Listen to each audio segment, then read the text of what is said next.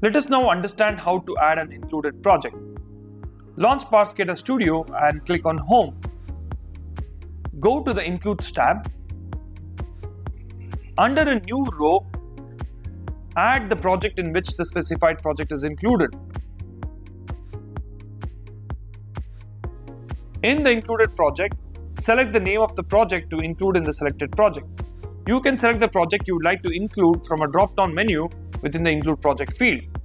In our case, we will include the project airport_project 2508-2020. Once you've made the changes, click on Save.